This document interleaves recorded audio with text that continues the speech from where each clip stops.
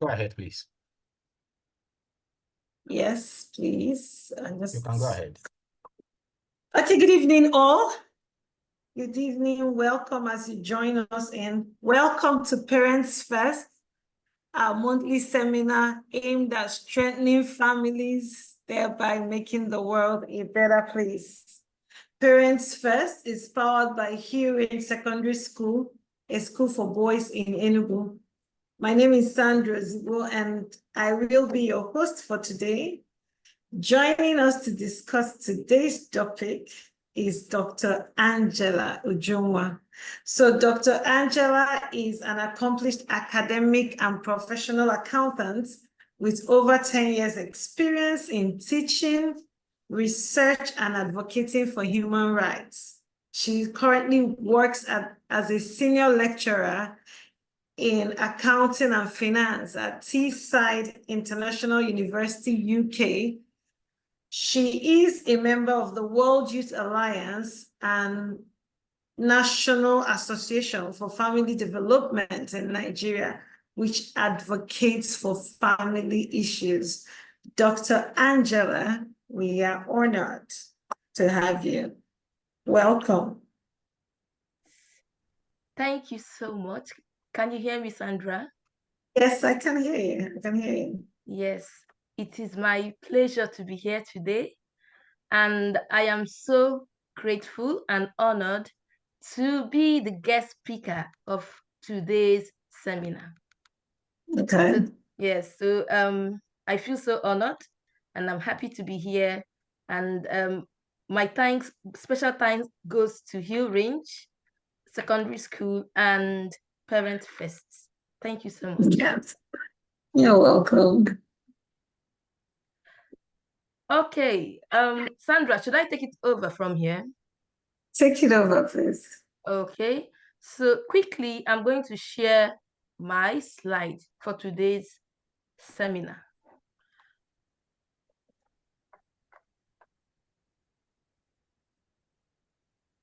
Okay, I'll make it a slideshow, please.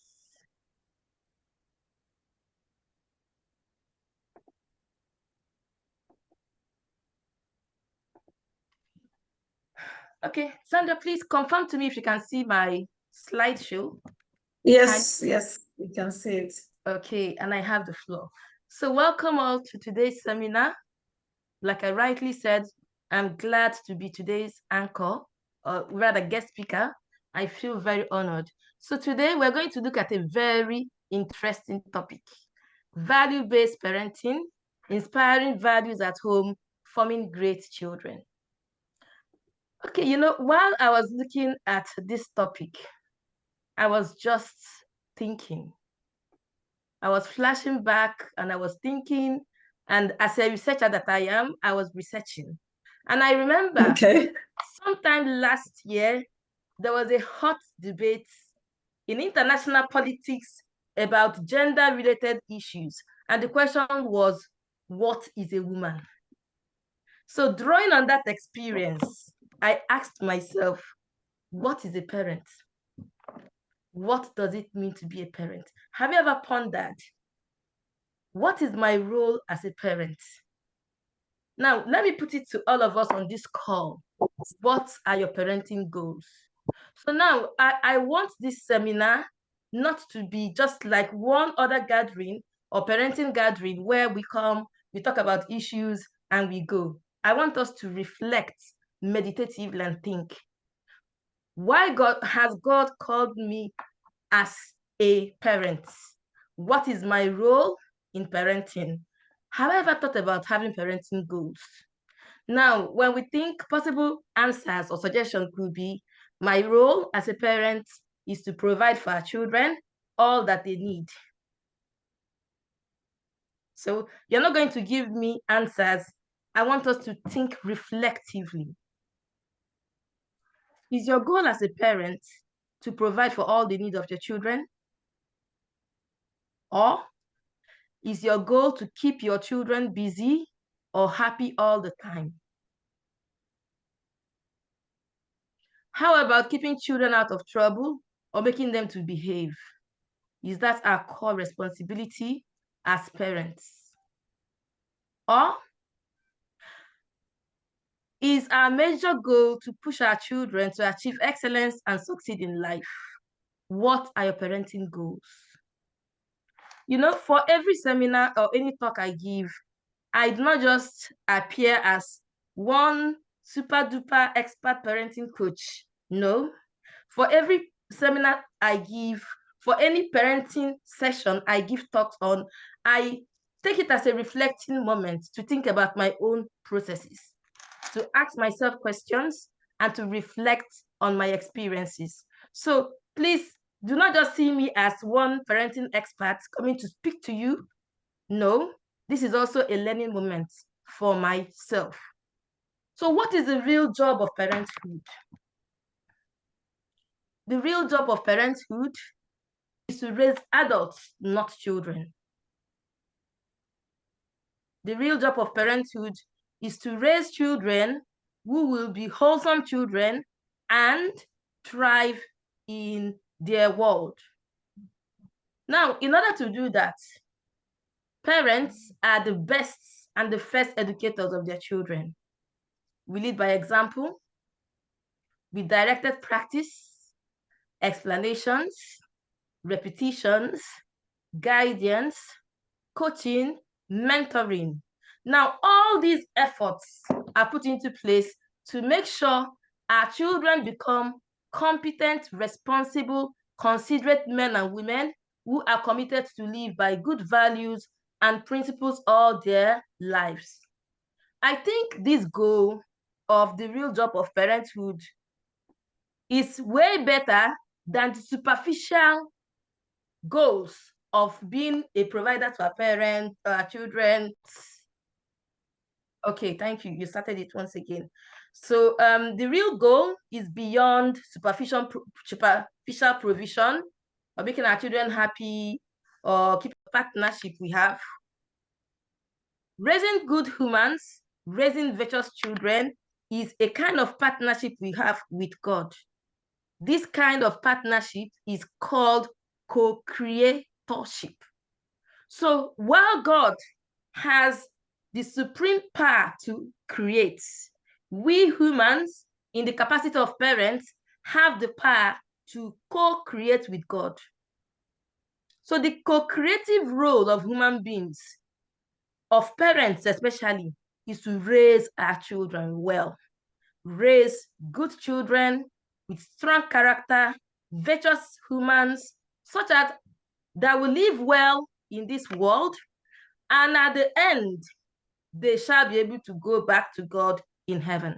Now, this is not a sermon session, but while I was still reflecting and preparing for this lecture, I was wondering, I cannot separate virtue education without talking about God.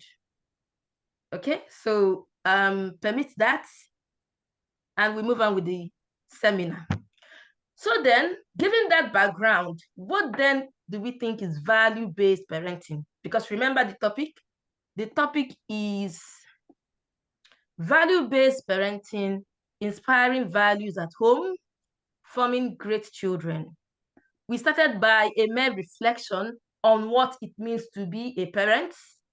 We looked at possible suggestions that would readily come to mind. We validated the essence of being a parent, which is to raise good humans, to return them to God, because parents are co-creators with God. Now, going to the seminar topic proper, value-based parenting.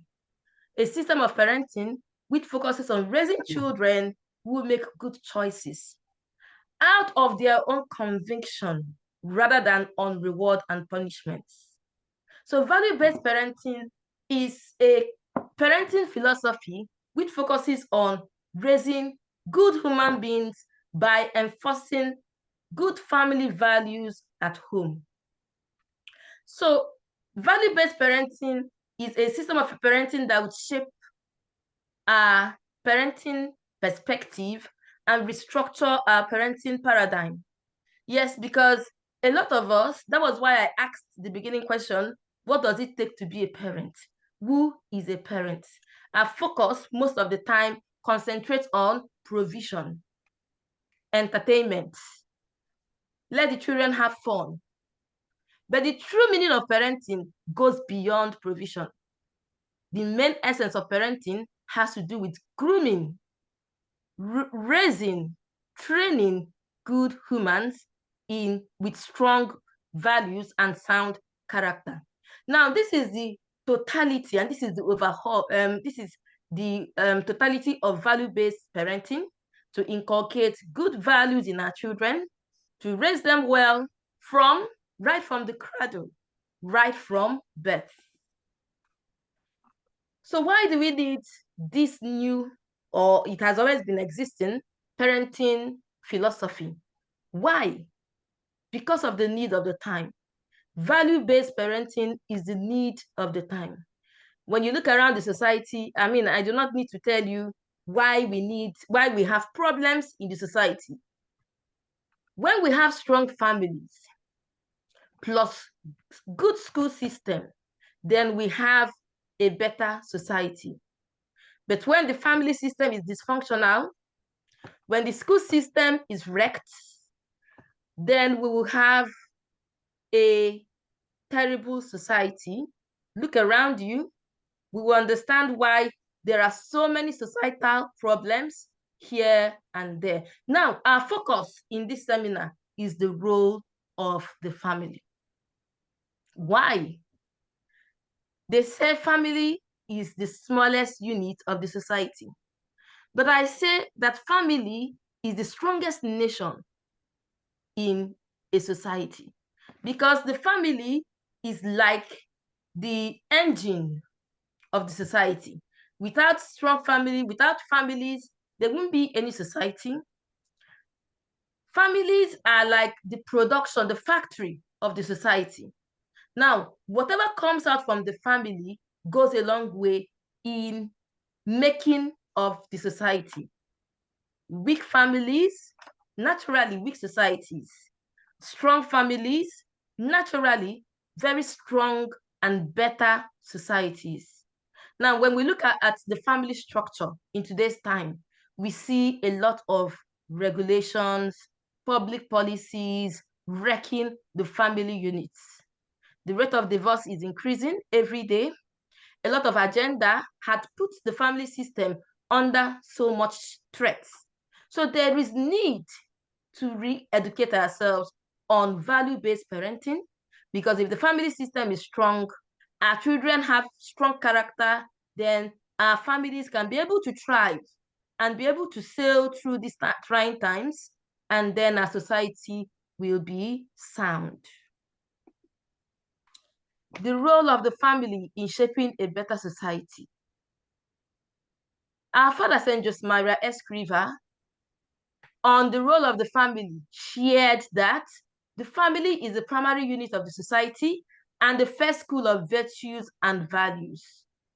That is why our topic, value-based parenting, comes in very handy. Our father often emphasized that strong families rooted in love and mutual respect are essential for the moral and spiritual development of individuals. Strong family units and effective schools in nurturing individuals will contribute positively to the community. Our father saw the family unit as a domestic church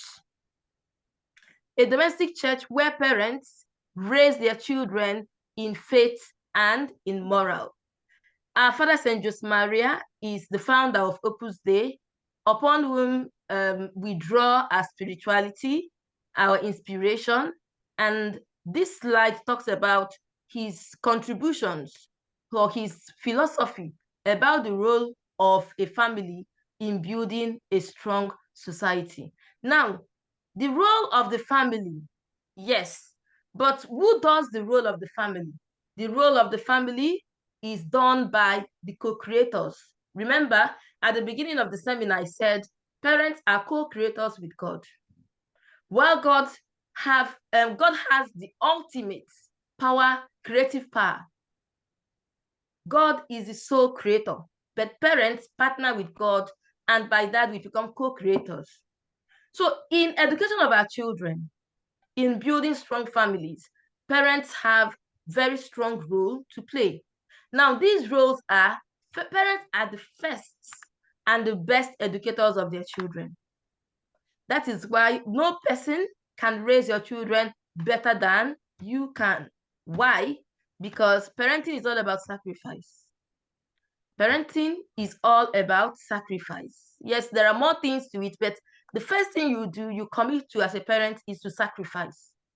Now, somebody on this call will say, but I've been sacrificing. What else am I to do? Yes, if you have been sacrificing, this seminar is a time to rethink your process, check through your experience, and ask yourself, what have you sacrificed? How far have you sacrificed? Permit me to say that if your sacrifice is based on material provisions, caring for your children and making them happy, then you have more to sacrifice. You have more to sacrifice in the way of nurturing your children, grooming your children, and raising your children to become good humans who we would surely return back to their creator.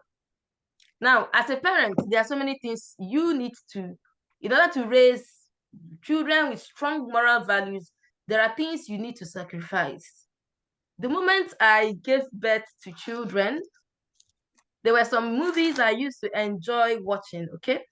The first thing I did was to stop watching those movies. I love to watch all these Mexican series that we usually have up to 20, 21 series and all whatnot. And they don't have bad content. But because I want to raise my children well, I needed to sacrifice anything that would truncate the process. Okay, so look through your process and ask yourself, what have I sacrificed? If your sacrifice is mainly financial or monetary, then you need to sacrifice more. You need to sacrifice your time. You need to sacrifice your pleasures. You need to sacrifice your programs. A lot of us are overscheduled. You need to be there to raise your children well. Parents are to lead by example and teach their children through their own actions. And I also add inactions. Okay? Because the children watch you, they absorb everything you do. When you act, even when you do not act, your countenance, that is why sometimes your children will want to talk to you. They'll come close to you, they look at you, and you have a very big frown. What do? They turn back and they say, don't worry, and they walk away. So our actions and inactions goes a long way in forming who our children become. Okay, so the family unit is very important. The role of parents cannot be overemphasized. The truth is, you cannot outsource parenting. In fact, when it has to do with delegation, there is little you can delegate in raising your children. Nobody can raise your children better than you. So by fostering strong families and schools, St. Joseph Maria believed that we could build a strong society rooted in love, justice, and mutual respect for human dignity. That is the role of parents. Conventionally, we say children do not come with a manual. Yes, that is a common thing we hear. Children do not come with a manual. When you have a child, you begin to learn parenting, you begin to do parenting. But I stand to counter that by saying children comes with a parent. When a child is born, the first gift the child is given is the gift of the parent.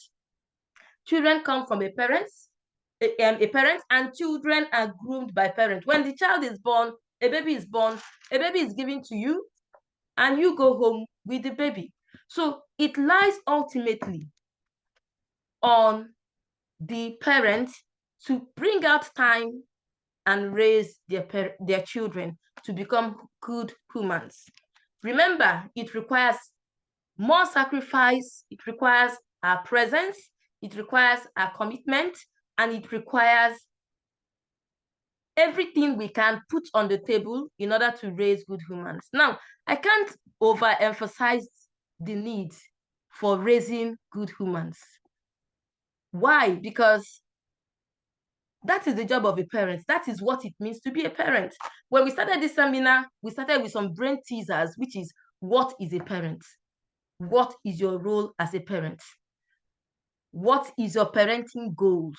Now, The question now is, what can parents do in raising or inculcating good values in our children? Remember, the topic is value-based parenting, a system of parenting that fosters good values in their children in order to raise virtuous children whom we shall return back to its creator. So what can parents do? That's a bugging question. How can parents come to the rescue? What parents can do now for young children is to groom the children. I categorically divided what parents can do into two. One, I have the grooming phase and I have the launching phase. The grooming phase is the phase that began from childhood. When the baby is born, the parents nurture the baby, show the baby love, and groom the baby during the childhood phase. The child is groomed. The child is groomed to form virtues, that is character strength. That is where we begin to help the child to grow in virtues. Remember, we have the cardinal virtues and we have the human virtues. So we begin to help the child to grow in virtues. We form the child's conscience. We inculcate values in the child. Now, as the child grows, we move from grooming to launching. Now, I found out that the launching phase is a phase that is most time missing. When we started this seminar, remember I said we are not raising children, we are raising adults. What does this mean? This means we are raising children to become what? Adults. We are raising them to become adults, not to remain as children. In our climb, I mean where I belong to, Nigeria, Africa, wherever you come from, most times we groom children. And guess what? We even groom them and groom adults and adolescents, and we miss the launch phase. What then is the launch phase? The launch phase is a phase of parenting, value-based parenting, where we prepare the child for the world. It is what we call, you are trying to let the child go. You are trying to launch the child into the real world. You are helping the child to transition into adulthood. So I like that we are on this call. That was why I said value-based parenting. Today's topic is a very, very key topic. And I am happy we're on this call learning. This is the stage of apprenticeship. The stage where a child begins to practicalize, to learn to live, to learn to function, to learn those values which you have inculcated in the child. Now, the launch phase is a phase where it's just like seed time and harvest time. In grooming phase, you have planted the seed. This seed had germinated, sprouted, and you are nurturing the seed. Now, in launching phase, you allow the seed sprout, grow, and take direction. So now, as the greatest takeaway you take away from this call, from this meeting, is take a look at your children. Who needs to be launched? Begin to launch the child. Now, we launch children in phases. We launch children in phases. Once your child begins to clock around 10, 9, 10, begin to launch the child. Have a launch plan. Launching stage phase is a phase where, permit me to use this word, you test the product. You are testing the product. In the grooming stage, you've inculcated character, you've inculcated virtues, you've taught the child. Now, you need to watch the child live the virtues, practicalize the virtues, so that you will know if the child had really learned or instilled your virtues. Very key. Now, you are not setting trap for the child. You are not trying to set the child up for failure. It's please a very critical phase in parenting. So try to treat your adolescents as what they really are. Young adults with everything but experience, which you must start now.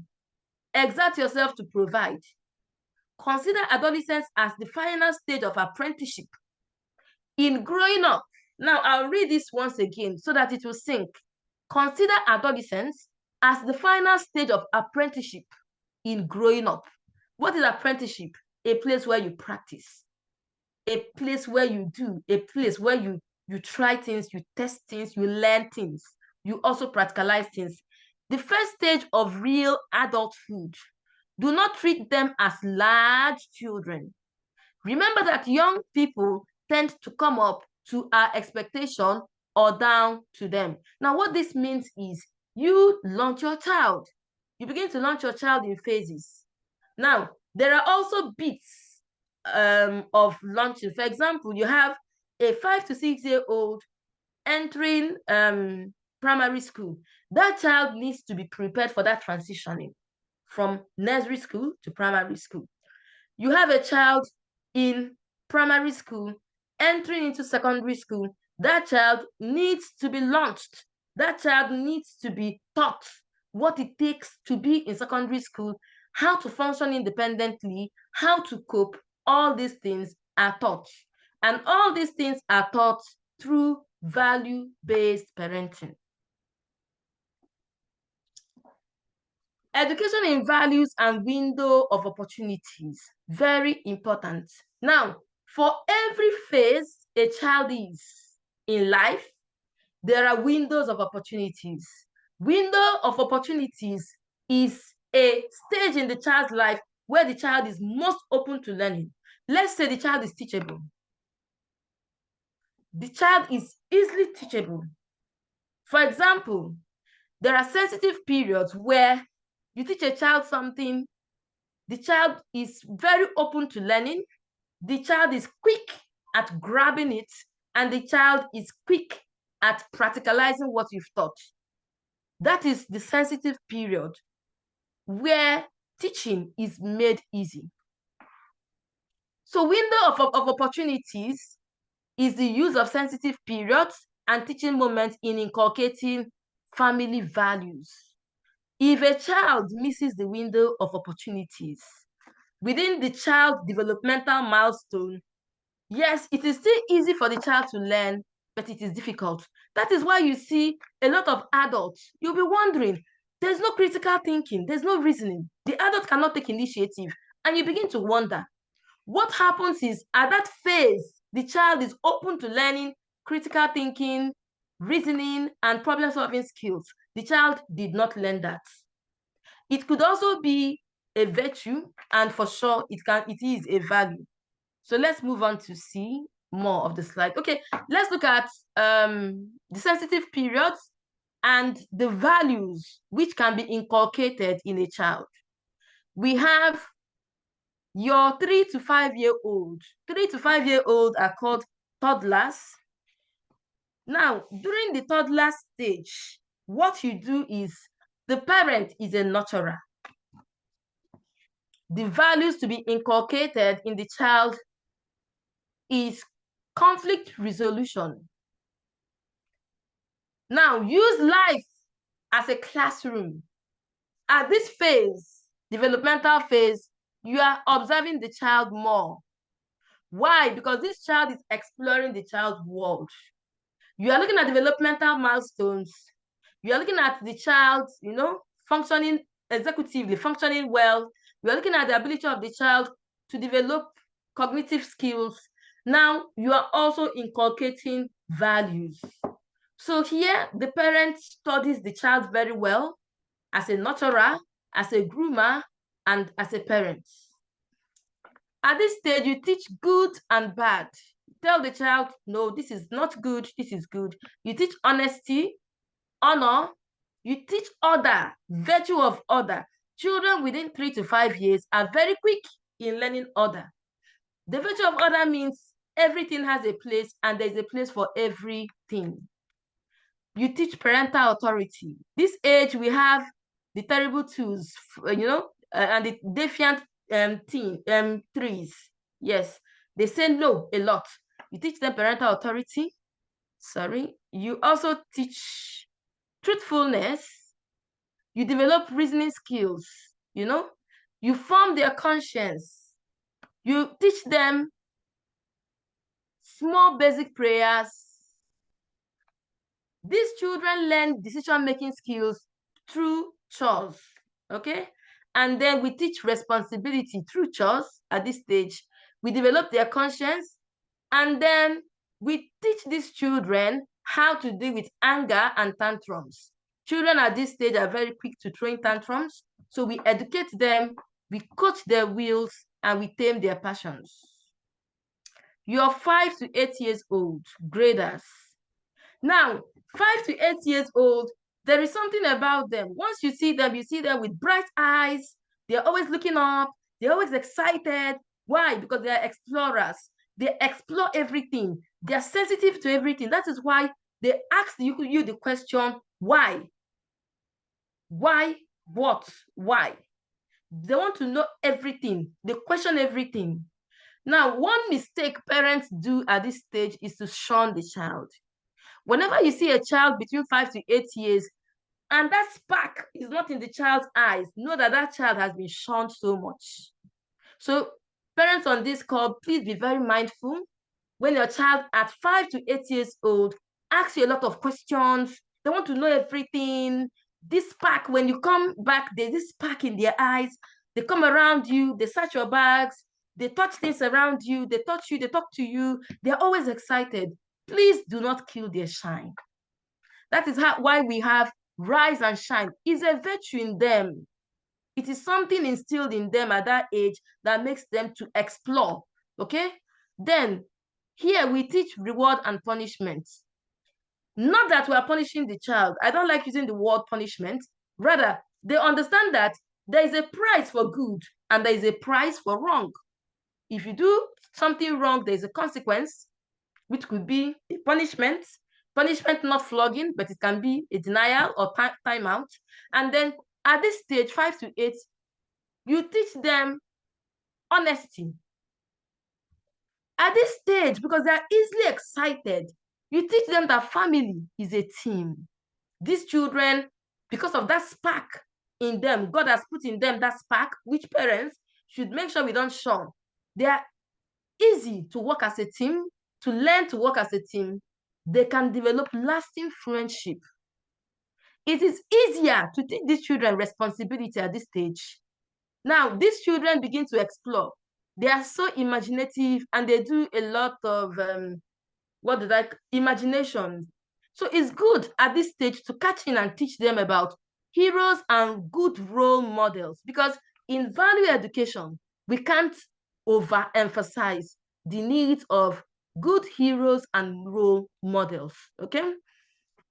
This is the age to help the child develop sibling relationship, empathy and thinking of others, self-confidence, motivation, joy as a skill. Joy is related to rise and shine, that shine in the child. You see the child in the morning, the child, for no reason, is so excited around you with budding eyeballs, looking at you excitedly with a glee. This glee. Please do not kill that child's shine. Rather, help to tame it, okay? Then a child can learn at 5 to 8 years good study skills. This is where to inculcate the discipline of studying. Moral development can be developed, family solidarity, fun and humor, honor and prayer, that is piety. Now, one thing with this group, you can see there's something that is reoccurring, especially for mothers, parents that have children between the age of 5 to 8. You can see rise and shine. You can see friendship. You can see teamwork. You can see joy. You can see fun and humor. This is a time to help the child evolve, okay? Evolve. Learn the child's personality, learn the child's temperament, and see how to teach the child, educate the child in these virtues. So the next stage we have is your 9 to 12 years old preteens. Okay, sorry, yes, sorry. At this stage, the key thing is role modeling. At this age, 5 to 8 years, you are role modeling. The child is watching you. If you decide to be grumpy, sad, always cranky, you will kill the child's shine. The child begins to go down. That glitz will not be there again. So let us be very careful as parents. Now, your 9 years to 12 years old preteens. 9 years to 12 years old, what you will find is instruct. The parents instruct the child more. Remember, 3 to 5 years, the parents is a nurturer. The last stage, 5 to 8 years, the parent is a role model. The child learns by modeling, okay? 9 to 12 years, the parent teaches virtues more by instructing. Why? Because a child from 9 to 12 years, the window of opportunities of learning is very wide. The child can do things, the child can learn things. This is a time to teach the child about idolatry or entertainment. Now, parents on this call, please, there's an appeal from me to you. Curtail your children's exposure to excessive entertainment. Excessive entertainment is robbing our children of their innocence. Too much entertainment is making them distracted. Sorry, I don't know why you should give a child between 9 to 12 years old a phone. If you're on this call and your child has a phone, well, it is not for me to tell you to withdraw the phone, but a child of 9 to 12 years old should not have a phone, okay? That phone will simply distract the child. So you begin to teach the child about idolatry or entertainment. What do I mean? A lot of so-called celebrities, influencers, in fact, people idolize them too much. So you begin to curtail, to let the child understand that those things are passive, those things are not real life, those things they see on Instagram, Snapchat, and other social media platforms are passive. They are not the real world, okay? We develop the child's character by inculcating godliness. Children at this stage can become godly. That is when they will begin to develop a one-on-one relationship with God. You begin to teach them more about the guardian angels.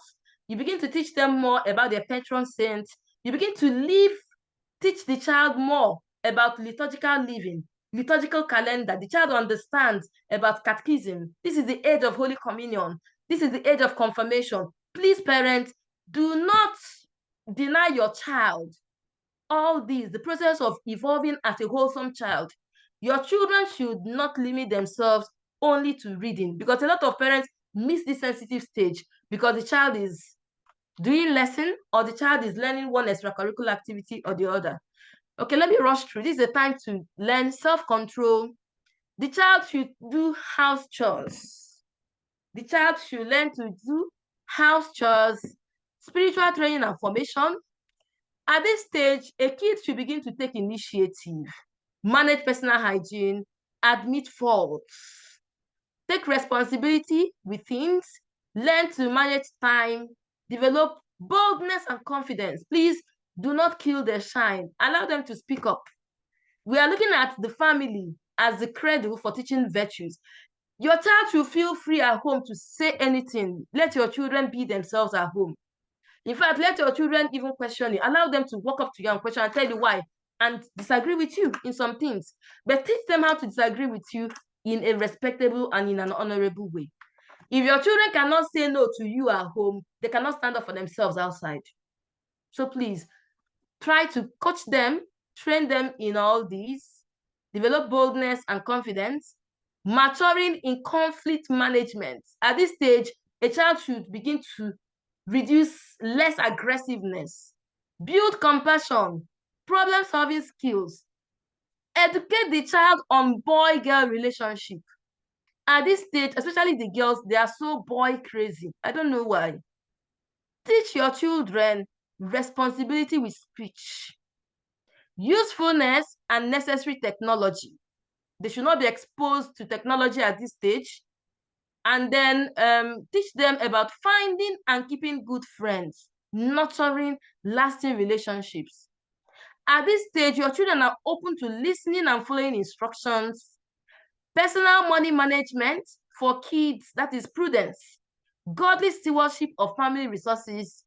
Eating thoughtfully, that is temperance, and anger management. Remember, in the former slides, I talked about the launch phase. Now, at this phase, you are beginning to launch your child. At this phase, you are beginning to launch your child a little. Now, remember I said the launch phase is not a phase to set your child up, to see if this child is a thief, to see what this child will do, to see how bad this child is. You are not testing the child, you are testing the virtue. You want to see launch phase, this phase, you want to see how well has your child been able to inculcate your virtues. How far can this child be able to live your values?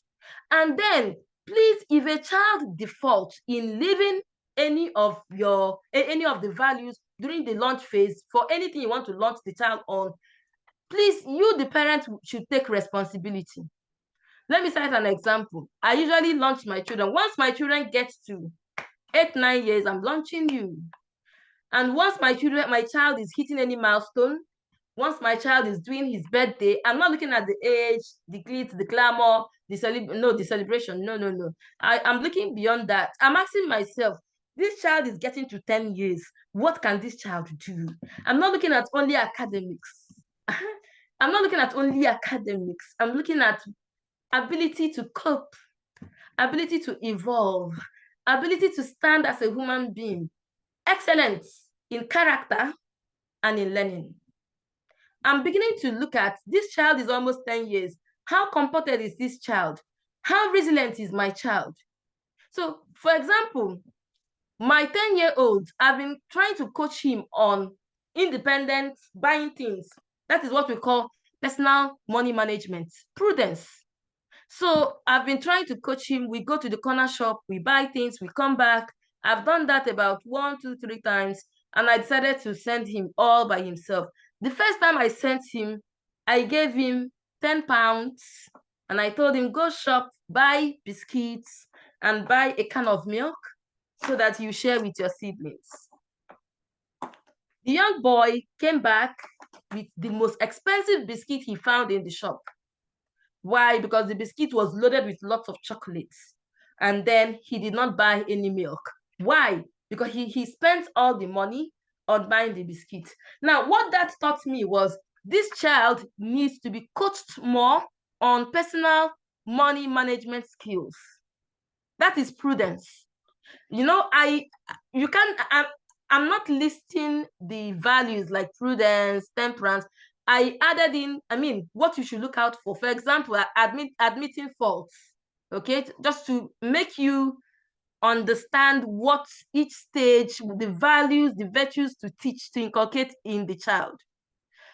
So I took it on me to say this child needs to be coached more on prudence, financial management, ability to manage money is a skill, is a virtue, is a value.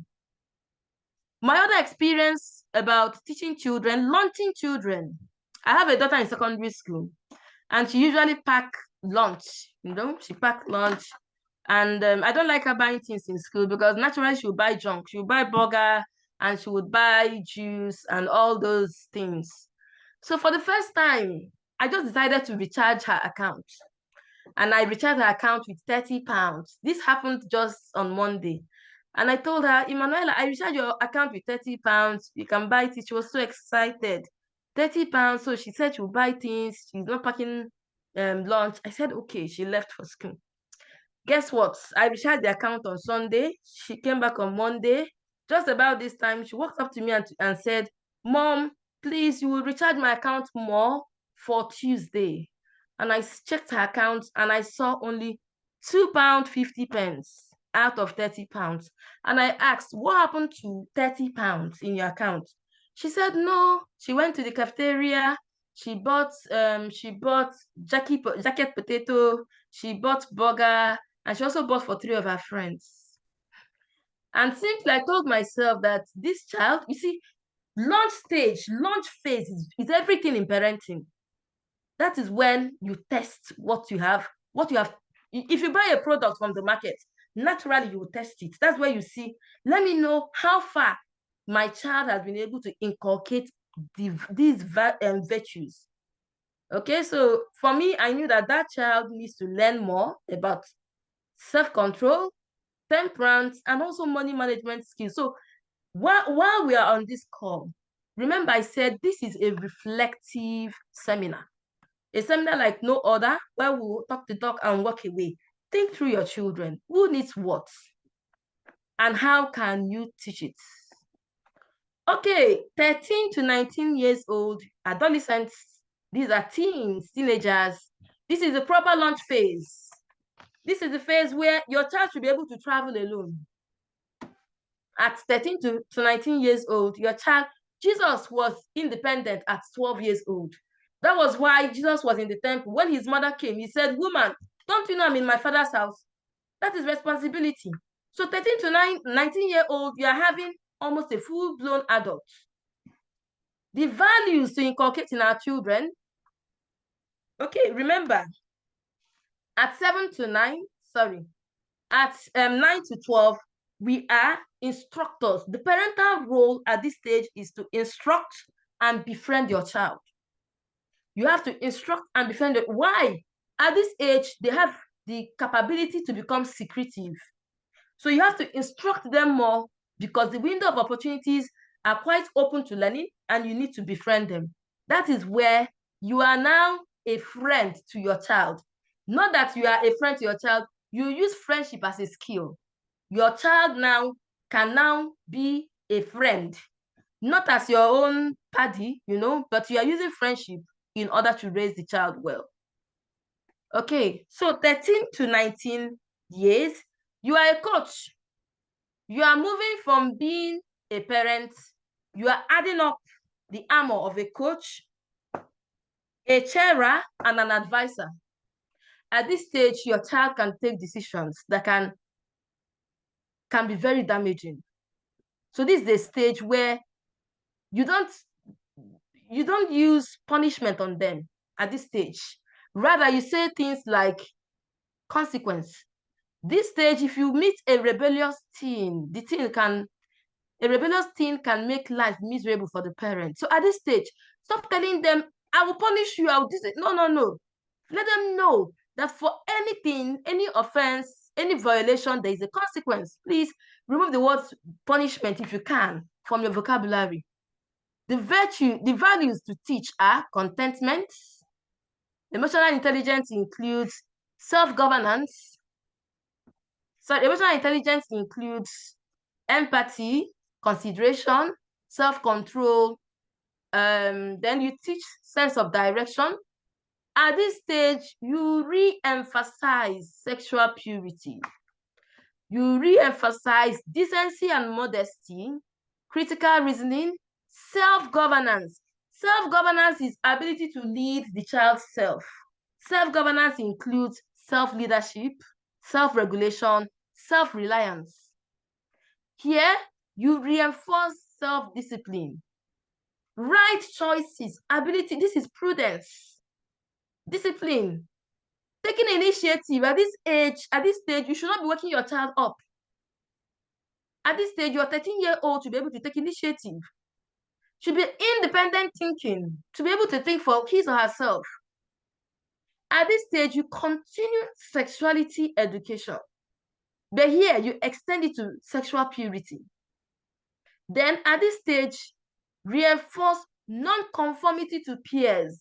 This is a stage where children can be non-discerning. You see them not discerning, they want to be with the peers, they want to identify with the trendy person, with the popular girl or popular guy. At this stage, teach holiness and spiritual growth, life skills and soft skills. Okay, so ways to tell your children, understand your family values, especially in their early teens. How would you know? You are launching them. Remember, we've talked about the launch stage. This is the launch phase. You are grooming them. How do you know your children are actually inculcating the family values? One, they are aware of the rights and feelings of others and act this way. It is called justice. At this stage, 13 to 19 and beyond, you see them beginning to reason more. And for example, if one of them is a jester or a bully, you see them beginning to stop that. At this stage, they should be a bit more reasonable. They know the meaning responsibility. If you don't do your duty, someone else will suffer. Most of the time, they do the right thing without being told. By and large, they try to do the right thing. At this stage, at this age, early teens, 12, 13, 14, 15, they take initiative. They do things without being told. When they have done wrong, they know it and they apologize. They say and mean please and thank you and I am sorry. They readily accept the apologies of others and they forget as well as forgive. They refrain from whatever would disgrace their family. Very important. They choose friends of upright character. They keep their promises. They will endure hardship rather than break their words. Now, I will add in 1 or 2 words here. There are some children that are easier to raise than others. From my experience as a mother and a lecturer, there are some children that hit milestone sooner than later. For example, you can see a child at 12, 13 being able to identify with a good number of the points raised here. But I tell you, you may see a child of 15 struggling to reach about 4 or 5 points raised here. Now, why am I raising this? Parents, please look at your children. When we talk about family values, family life, sometimes we somehow educate the children. We put the children in another picture and we see family as you and your husband, and then the children are there to be provided for. No. With this seminar, crafting the children into the picture, the mental picture of the family. Let your children know that they belong and identify with the family. The children shall not just be a group of people somewhere pressing phones, nonchalant, disconnected. Craft them in. In fact, the new paradigm in parenting is, let me say it in Igbo, what does that mean? While raising a child, at the time, the child should join in raising the child's own self. That is the stage, at this stage, between 13 to 19, the child is beginning to join in raising himself by taking responsibility, taking initiative, trying to live by the virtues, trying to live out your virtues. So why am I saying this? Please, I said this is a reflective seminar. It's not by shouting at your children or scolding them. You are so lazy. Please, let your children know that you commit to raise them well. It makes it easier for you. Tell your children or tell your child, I want to train you in. Use words like, I want you to learn how to. If your child, just like we are co-creators with God, if your child understands that it is important to you to raise them in virtue, it is important to you to raise them in character, it is important to you to raise them well, they'll begin to commit to it. But sometimes the question is, does your children know that you have values? Do they know that there are family values to live by? Do they commit to it? So this takes us to the pillars of value-based parenting. Okay, I'll finish soon. The pillars of value-based parenting. Systems. What system do you have in your family? Systems here means family legacy, family traditions, cultures, vision, missions, and roadmap.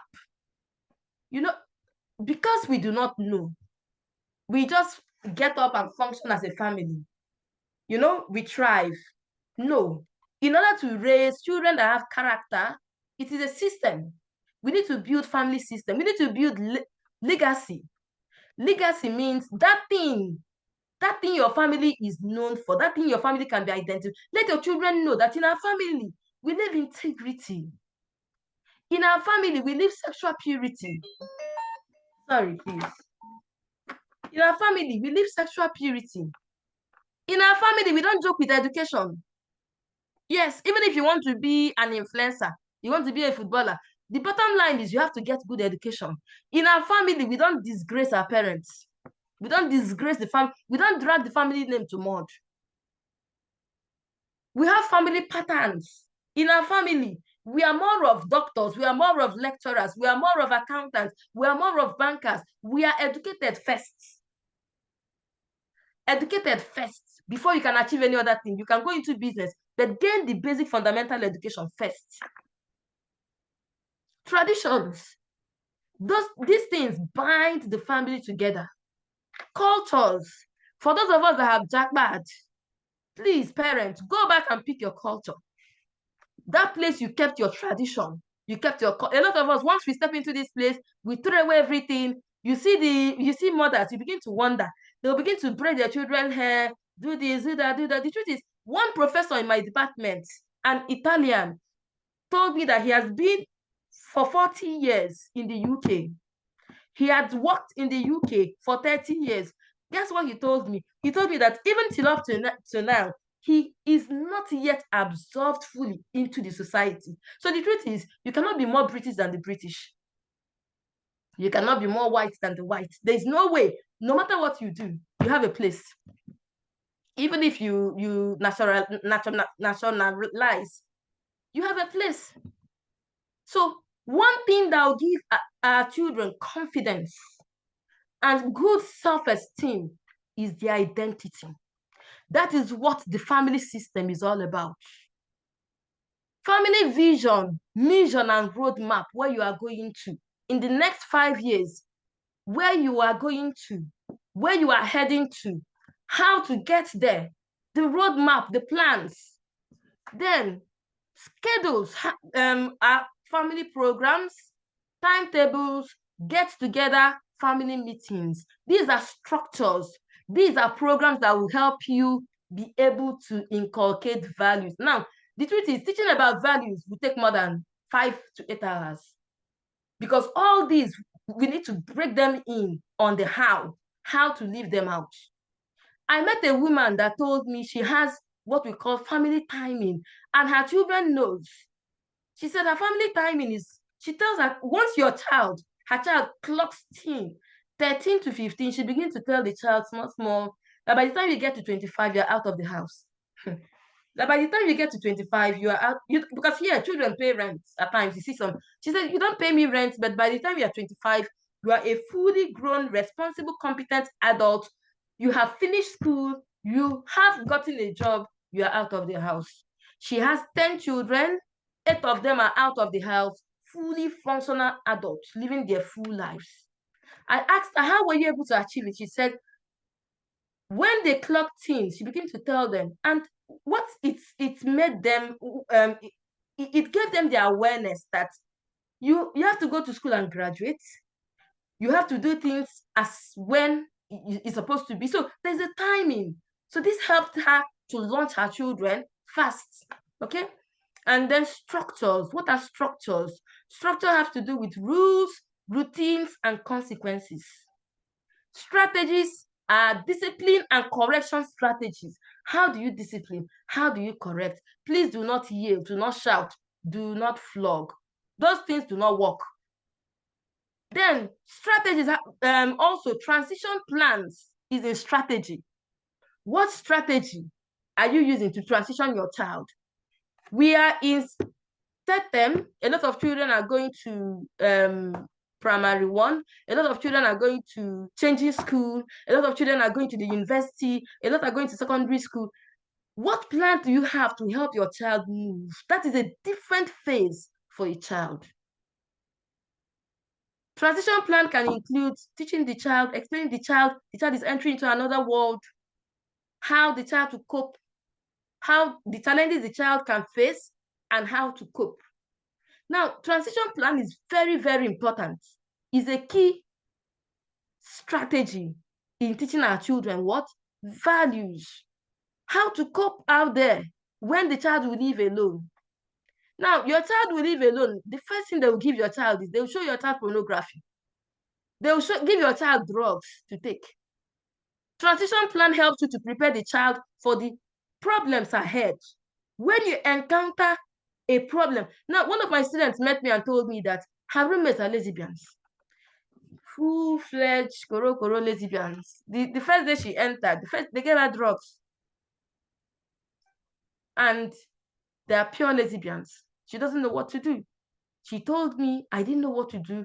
I told her, did you tell your parents? She said, my parents will not believe me. They will not listen to me. So parents, we have so much work to do. Listen to your children. As your child begins to grow, remember, you move from being a parent, especially towards that 12 to 10 years, to become a friend, a coach, and an advisor. Skills are very important. Skills are one of the one of the 5 pillars of value-based parenting skills. Teach age-appropriate considerations like chores, cooking, and appropriate behaviors. Then steps in building strong values at home. I'll rush through this. The first step, please, is to repair. I didn't add it here. The first step in building strong values at home is to repair. Remember at the beginning of this lecture, I said, the first thing we will do is to check how far we've gone in parenting. What is your parenting goal? We might have made mistakes because sometimes children can push us to the wall. They can test our limits. First thing to do is to repair. Repair your relationship with that child. If it means to tender an apology, use this time to humble yourself, ask the Holy Spirit to strength, call your child and speak to your child. The truth is, you cannot teach your child values when the child is broken. A child you have no relationship with, a child that sees you as that high horse parent, unapproachable parent, you cannot teach the child values. Guess what they do? The child would shut down when the child will just be there because you are a parent, so-called parents. But you cannot connect with the soul of the child. So the first step is to repair. Think through your process and ask your child, and ask yourself, which child do I need to render to repair my relationship with? To render an apology. It's possible to say, I've been speaking to you so harshly. I'm sorry. I need to work on my emotions. Tell me how I've hurt you so much. There's one of my child that doesn't express so much. So what I do is I tell him to write. Tell me how you feel. Can you write it for me? The child will sit down and write full-scale sheet like this for me. All the things they've been doing to her, small girl, let alone your teenager. So please, the first step, repair. Second step, set aside a special family time. Each week, that the family time will be a time for planning, communicating, teaching values, having fun together. Parents, please tell your story. Parents, please tell your children your story. Sit down, sometimes crack jokes with them. Use stories. You are of a different generation, raising an entirely different generation. Now, storytelling had really helped me in my parenting journey. How? When God showed up, that difficult situation you never knew you would come out from. You don't need to fabricate lies. Look through your experience, look through your process. There are so many stories to tell.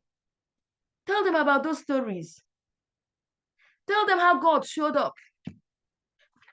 Tell them about your mistakes, not only your successes. Tell them your life experiences. They love to. It opens up communication and it creates bonding. Now, the power of telling your stories would help the child face reality in a different way. What about death? Stories about death. Talking about transition. Have you told your child transition about death? I am also joining in saying, God forbid. God forbid, what if you die? Have you told your child, if I sleep and I do not wake up, God forbid though, if I sleep and I do not wake up, see what to do. Parents on this call, this is a challenge to you. Have you told your children, any day you hear that I didn't make it, this is the next point of action. This is what you have to do. It's a transition plan. You are launching the child. You are preparing the child for the evil day, for that situation which you you do not have control over. I see joining in saying God forbid, but the truth is, there are stories, conversations you have with children that jerks them into reality. Conversations like that, which death is inevitable. Someday we'll all go. So that's your child that is aloof, distant. That child is aloof and distant because you have not connected with the child. These are the things that makes you plugging back with the child. So please, you are raising a different generation. You are of a different generation. This is a generation where you need to chase them. Don't feel, hey, me, I'm the parent, though. This child. Well, no. Please, you have to be ahead of it. You have to pull them into your world, unless you lose them. Remember, there are so many values out there a child can choose from. A child can choose what a child I knew choose to be an agnostic and is doing voodoo and witchcraft via YouTube and Instagram, living in the same house with the parents, and a very good child the parents never knew, rejected the parents' religion. So permit me to use this word. If you don't enter them, you will not know. So this is a time where you have to enter their world. Be their friend. Coach them. Be more open to conversations, to family time, to fun. Sometimes buy suya. Yes, times are hard. Sometimes buy suya. No cooking in this house. That's what they like. Today we'll sit down. We'll talk. We'll laugh. They'll be wondering, this one dad is laughing. This one mom is laughing. Like, wow. It's everything. But by the time you do it, you just tell them, in fact, I just feel I've been overworking. Sometimes and then you see them begin to open up small. Steps in building strong values at home: have regular one-on-one bonding times with each member of the family. Instill good family culture and traditions. Birth dates, baptismal dates, the dates God showed up, a child almost died. That day you took a simulation. That day you were lying down on the hospital bed, you never knew you would make it, and the priest came and robbed you, gave you the last sacrament, and by the by, you made it. These are stories, that helps you connect back to the child. It tries to draw a child that is derailing. Tell the child such stories. Don't fabricate them, because you have such stories. Tell the child such stories. See the child begin to come back. Now, understand the love language of your family members. It will help you to connect more with them. Speak the language of virtue. Parents, please refine the way you speak. Do not just curse your child. Yes, sometimes we use very hurting words because these children, they've hurt us so much. Say, God forbid, if I curse you, it will not be well with you. Speak the language of virtues. Use virtue. That is so kind of you. So you can be that thoughtful. I saw you being kind.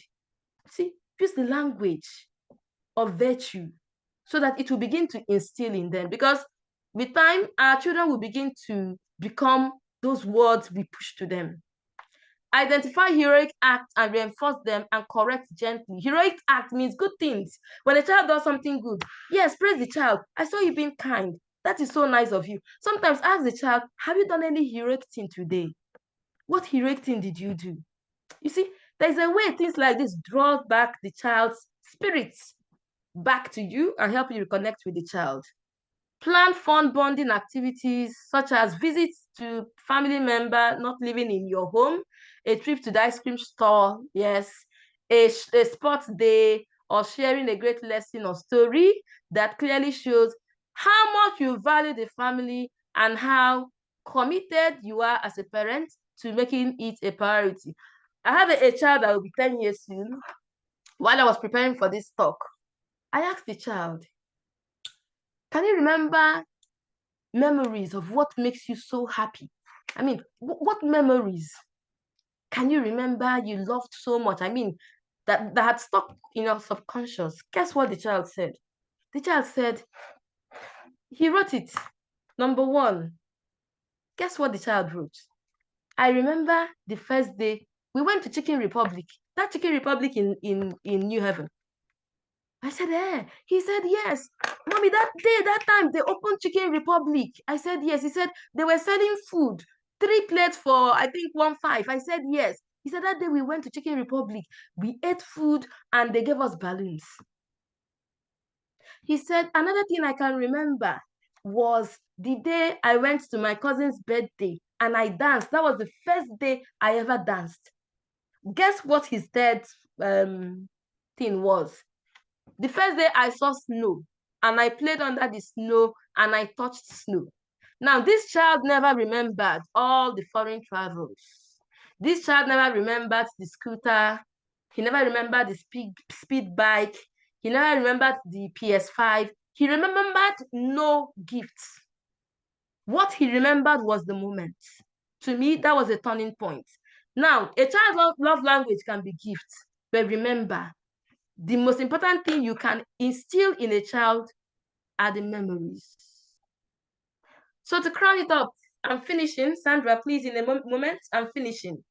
So to crown it up, yes, what is the best gift you can give to a child? Have you thought about it? What is the best gift you can give to a child? Here is a child, never remembered anything other than the first day he ate rice in Chicken Republic. That was funny to me. The first day he danced in his cousin's birthday, and the first day he played with snow. So what is the best gift you can give to a child? Now, let me support you with this answer. Parents are the best gift I can give to a child is a sound moral value crowned with good character. Our children will be judged by the content of their character, not only by achievements or successes in life. Martin Luther King said, our children shall be judged not by the color of their skin, but by the content of their character. I extend it by saying, not by achievement or successes in life. Parents, Speech and Pride Giving Day is coming in Nigeria. Please save your child. If your child is not doing well, I tell you, with prayer, with consistency, the child will do well in future. Do not break the child, okay? Also, there is always something to sacrifice. That is the gift you can give to your child. Sacrifice your time. Scale down your program. Long vacation is coming. Take your leave. Spend time. Spend some moments. Create memories with your children. Above all, the best gift you can give to your child is the gift of Christ. Let your children know Christ. Let them accept Christ as the personal Lord and Savior. Raise them in sound Christian doctrines, okay? Then lastly, the last one is what I missed something. Okay, I missed something. I didn't miss anything. Okay, yes, the last few words I have for you are parents are the best educators of their children. Make time for your children. Create memories. Fathers too are parents. Please, fathers, get involved. Stop being aloof. We need you to raise our children well. Then the next thing, last word I have for you is take a stand to educate your children in virtues and in sound values, and to return them back to God on the last day. We will give account of our children. One thing God will ask you, God will not ask you how many awards. Why I'm saying this, I know how it used to be. Speech and Prize Giving Day, where all our antennas are already up to crucify the child, to put the child down. On the last day, God will not ask you how many awards the child won. What God will ask you is, where is the soul of that child? What did you inculcate in the child? What Christian virtues, what value system did you build around the child? Let us not be. The other day I saw Bishop Duncan in Ghana, a Ghanaian renowned bishop, crying at the pulpit, and he was crying about the time he lost, the time he wasn't present with his children, the time he lost in raising his children.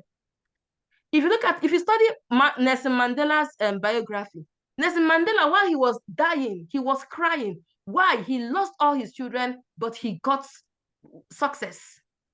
He lost his children to LGBTQ. He lost some of his children to, one died of HIV, one transgendered. Let us make good family values a legacy. Now, I tell my children, the values I teach you, teach your children. Let your children teach their children. Let this value system become transgenerational. Let it not end with me. With this, I say a very big thank you. Thank you so much for your time. There are reference materials here, good resources you can cite. Thank you so much for having me. Sandra, over to you, please. Thank you. Okay. You did say this was a reflective. Oh God, you did say it was a reflective seminar. I Okay. did. I, I, I did. I feel like you brought out the cane. You said you should not flog children. Now you're not here to flog us. Okay. So I saw the chat, and I'm sure many like me were wondering, okay, if we missed these chats, 4 to 6, and I'm thinking to myself, hi, my children are 13 to that's it. It is finished. So thank you for being here. Thank you for this sound teaching. Thank you for this wonderful presentation. So I'll start the questions. So Okay. you're looking at that chart. Yeah, I am. Fantastic chart. That would have been nice, like you said. Yes. Parents don't come with a manual, children don't come with a manual. If maybe somebody had handed this over to me and said, okay, see the chart, let me give you a small expo, So now that these children are 13 to whatever, or, or for you it's 6 to whatever, what do? You can't go back. How do you? Okay, your question is, how do you navigate it? That was why I said the first thing to do is to repair. Now, the truth is, you can't do damage control. That is why, if it means to sacrifice your career, sorry, I have to be very blunt. Whatever you can sacrifice and raise your children well, educate them in strong values. You know why? Because repair is hard. In fact, you can't repair a human being. It takes the grace of God. But there's always a starting point. If you have missed any window of opportunity, there is always, you see, God has given us sacramental grace. There's a grace there for you. All you need to do is to be intentional. I am mindful to raise my children well. I commit to raising my children well. Let them know you commit to raising your children well. Pray about it and tell God, I commit to raise the child well. I've lost some windows of opportunities. I've lost some time. Ask God, help me repair. Now, importantly, speak to the child and ask the Holy Spirit for direction. The truth is, it will not be easy, but it's possible. Okay, so let's take questions from others. Yeah, people are very valuable lessons learned here. But if you have questions, let's have your hands up, or you can send them to the chat.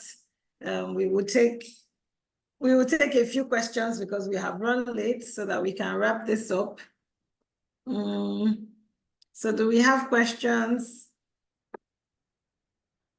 I'll just give some few minutes because I think I have a load of them.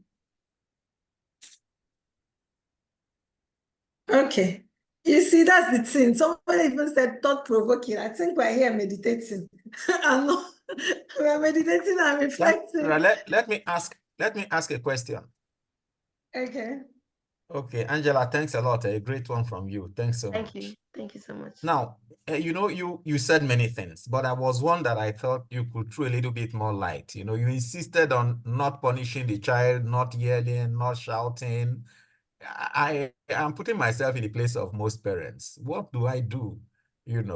Sometimes, especially boys in their teens or pre-teens, what exactly, let's be practical, what do I do to a child who is just not getting it, who is so stubborn, who is throwing tantrums, who doesn't take good care of things, so disorderly? What do I do? Okay. Well, that's a very practical question. And the truth is, it is easier and quicker to get results by yelling, shouting, and spanking. But the truth is, the result you will get cannot be sustained. You will not be able to raise that child in character, because what you want to achieve is to model a character. You want to change a behavior. You cannot achieve that with violence. You cannot achieve that with beating. You can only achieve it for the interim, in the short run. But that character deficit, that stubbornness, it will still remain. In fact, the child will become more recalcitrant. The truth is, there's something about being calm and gentle with children. First thing you will do, now, a very difficult, defiant child, one thing you will do with the child is to cage that child in. Sorry, I'm using the word cage the child in. How? Give the child structure. Let the child know the rules, regulations. Important, let the child know consequence. And you, the parent, would live by it first. Call a family meeting. Tell the children, come, the way this family is, the way the house is overwhelming, is not conducive. I don't like it. I want the change. Ask them, what do you think we can do? But that is why friendship, having a relationship with them, connecting with them is the first principle. So that you can be able to break in. So when you repair the relation, they've been stubborn. In fact, sorry, sometimes if you see what is going on in the heart of the children, you wonder. A lot of children blacklist their parents as wicked. A lot of children, we live in a time where a lot of children are saying, my parents are narcissistic. You've not seen that? Narcissistic parents, narcissistic this. A lot of children are waiting for the day they'll run away from home and liberate themselves from the wickedness. Sorry, it's not that you are, I'm just using an analogy. That is the mind of a child. Now, the brain of a child, according to neuroscientists, says a child matures at 25 years. Now, a child's brain becomes mature at 25 years, but you are battling with a teen. You are battling with a 13-year-old, 15-year-old that is wondering, this is my room. I will scatter it. I will arrange it later. The place, I'll watch it later. For them, they are never in a hurry. I will do that. So they are wondering, why are you so bothered when they will do it later? First step is to call them back, repair and connect with them. Tell them, we have to change this. I think we should do it this way. What do you think? Now, when they contribute in that process, they'll try to live by it. First thing is structure. Give them structure, give them routine, and then tell them the way forward. Let there be a plan and on what to do, what not to do, and then there will be consequence. Sir, I tell you, it works. In the long run, it works and it is sustaining. In the short run, cane, flogging will work, but it will damage your relationship with the child. Hope that's what that's said for you. Thank you so much. Okay, yeah. I think our last speaker said something very, very instructive about that last time. There's something about us that I think we also need anger management classes, because if a little thing, and sometimes these things these boys do, they are not that killer. Okay, somebody scratched your car, with a key, and you bring out cane, and then you flog him mercilessly before scratching your car. Like, it's your anger you need to actually look at and see, how can I manage my reactions? How can I react better? And of course, it's work in progress. It's nothing that you just check, it's work in progress. So somebody asked the question, how do you also, if you've missed some steps, so it's the same repair. So we're not going to answer the same question in a different form. But somebody asked, if you're alone, if your partner is not supporting you in this process, what should you do? And can one person really make a difference? Yeah. Okay, yes. The truth is, if you're alone, it is hard. It is very hard. It is very difficult. But permit me to say, even though it is hard and it is difficult, there is grace. Please bank upon you have parental grace. There's something we call spiritual motherhood. Every woman has it. Spiritual motherhood is that innate strength God has deposited in you in order to raise your children. Now, when your partner is not there or he's not committing to the process, it is very hard. Remember my words, I said it is very hard. But the truth is, you will not use because it is hard. I know sometimes it can be very depressing, you give up. It cannot be because it's very hard to quit. Keep at it. And ask God to give you the strength and the grace. Parenting is not just something, a walk in the park. Parenting will humble you. So while you do your own bid as a human being, please, you have to tell God, please, this is my situation, help me. And then look through your process. Ask yourself, what can I correct? What can I repair? What structures can I put in? What rules, what regulations, what processes would I have to put in? The truth is, it will not be easy, but it is possible. You, as a loner, stepping into that position and do the work. Do it the much you can. You may not do it up to perfection, but at least put in some effort. Okay, so I think this particular, because I've seen some situations about this, I think this particular thing, we should realize we don't want to pray that the workload is easy, right? We want to ask for strength. Yes. And sometimes it's because we're looking at other people. It's not really that we can't do it, because I don't believe that there's anything that comes to me that is bigger than me. Since like your load cannot be bigger than you. So the thing that happens is that you look at maybe a family and you say, this person has support. This person has this. I don't have. And then you now just, meanwhile, you're able, you have that strength, like you're saying, the innate strength to raise this child well, because it is what you have.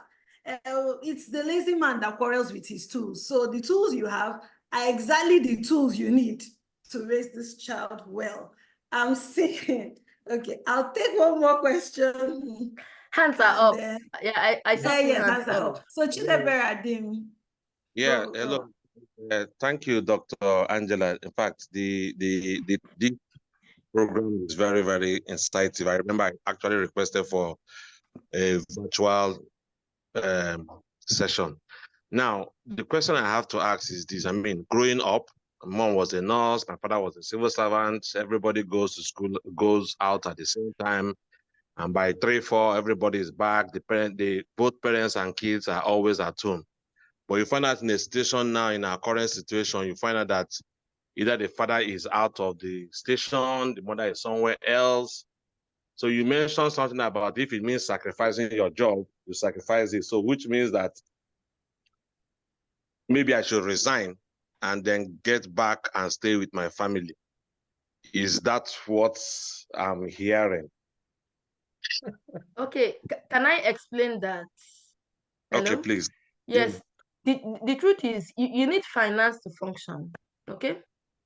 Yes, you need finance to function. And if you heard me very well, I said, if it means, I didn't say you should resign, but if it means you sacrifice your career here means, for example, you want to go for a PhD and you have children, or you want to go into a business or a trade or a venture that will take more of your time.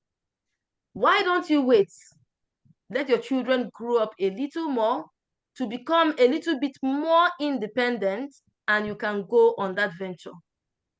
I'm not saying you should resign. What I'm trying to say is there anything you can sacrifice? Can you give up something in order to be available for your children? Guess what? Childhood is small. The age is 18 years. The child will no longer be a child. After 18 years, the child is a fully independent adult. And guess what? You cannot do damage repair. Childhood is a small period and growth is silent. That child that is 3 years, 4 years, before you know it, that child will be 10 years. And I tell you, a 10-year-old is quite difficult to handle. So I'm not saying you should resign. You check through your process. You check what you can do. What can you sacrifice? What can you delay for the future? What can you give up? Thank you.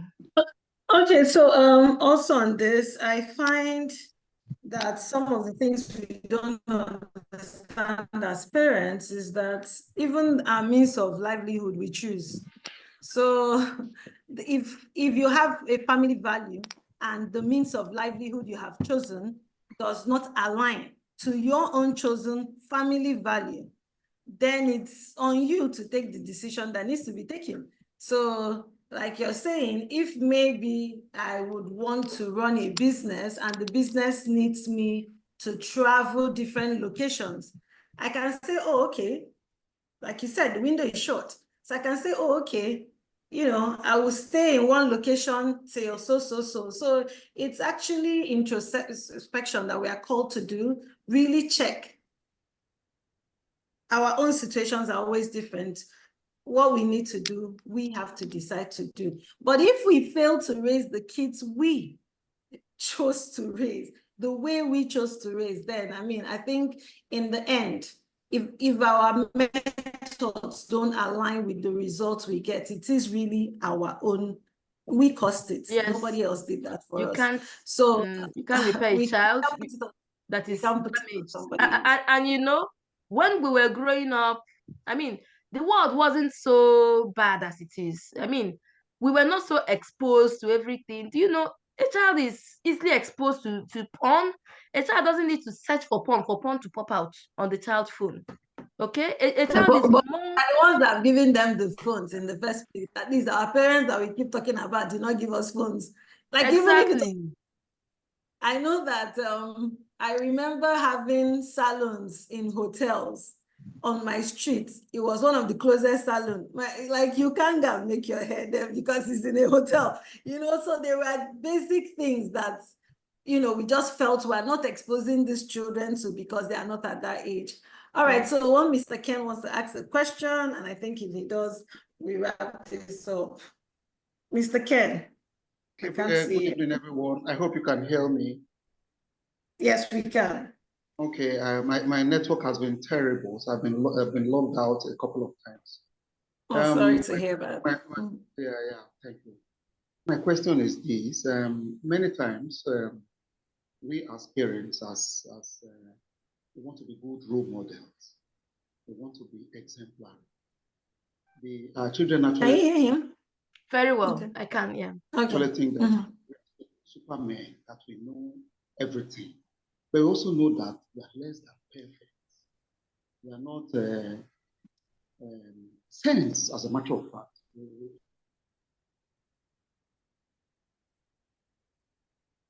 He's fading off. What is the position? Yeah, I think so. Okay, let me try to project my voice. Can you hear me now? Yeah, yes. Much better. Okay, great. Start all over again. I said, we as parents, we try to be exemplary. We try to be very good, actually. And our children many times think that we are supermen, that we can do all things, that we know everything. But we ourselves know that we are less than perfect. We are nowhere near perfect. We are struggling with many things. Some of these virtues, we are struggling to even live them. You know? So my question really is, what is the position of vulnerability in bringing up our children? When can we tell them, oh my dear, I don't know this, I'm not so good at this? Is there a position for that? Can we show them that we are vulnerable? What do you think? Can you hear me very well? Yes, I can. Yes, we can hear you. Yes, you know, when our children are small, they see us like Superman or Superwoman, Spider-Man. They think we are part of the Indomitables. We can do everything. To the child, the parent is everything. The parent can do everything. That is because of childlike innocence. So at that stage, for example, a child that is 5 to 8, that child that had that spark in the child's eyes, you know, looking at you, you are everything. To that child, you know you are vulnerable, but you don't expose your vulnerability as such to the child.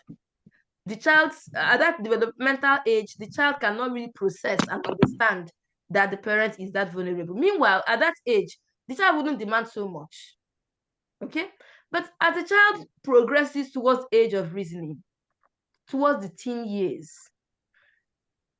the child knowing your vulnerability is part of a way to inculcate values and virtues in the child. That was why I said the power of telling your story. When you were vulnerable, how God showed up for you. When you were vulnerable, how a situation, you know, how you came about, you succeeded. Vulnerability in failure, how you failed and you succeeded. Yes, there is strength in vulnerability, but we need to be very sensitive when we teach the child and when we let the child know. But you can use your story, your vulnerable stories, to teach the child values and form the child also. Teach the child good examples. But the truth is, it is not only you that is vulnerable. We are all vulnerable. Maybe you didn't join this call early. I said I'm not this fantastic super duper parent that is such a super coach in parenting. No, we are all vulnerable. And while I was preparing for this program, it was also a learning process for me. So that is why it's good to connect to the right place, connect to the right source. We thank God that Parent First is a monthly program, and I'm sure somebody invited here. Please link up to the person and ask the person, how can I get more of this? There are platforms where you can go for more spiritual formation, for more strengthening. And then, yes, we can write out vulnerability because we are humans, but you can be purified, okay? You can be strengthened. You can always get better, but you are humans. You're a human. You can never outgrow being vulnerable. It's part of being human. Okay, thank you, Dr. Angela. There are Sorry. questions. Just one question here. I mean, that's the only question I can see. Can I read it out, Sandra? Go ahead. Okay. Spare the rod and spoil your child. Was the statement wrong? Or can it be explained in the context of the topic in discussion? Spare the rod and spoil your child. Was the statement wrong?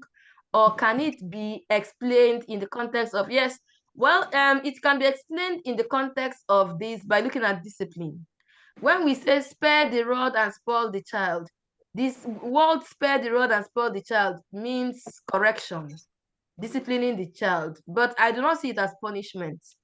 You know, in our parenting vocabulary, it's good. We draw punishments more, we take away punishments and look at things like consequences. When a child, needs to be corrected, there are consequences. But you cannot correct a child that you haven't taught. For example, there's a virtue you want the child to live, or a value you want to inculcate in the child. You need to train the child first. Let the child know before you can begin to correct the child. Now, there are disciplinary measures you can give to the child. You can give the child timeout. You can withdraw a privilege. You can deprive the child of something. You can give the child a consequence. These things work. They work very, very well. But they take time. But the truth is, discipline is all about using the rod to hit like an animal. It only works in the short run.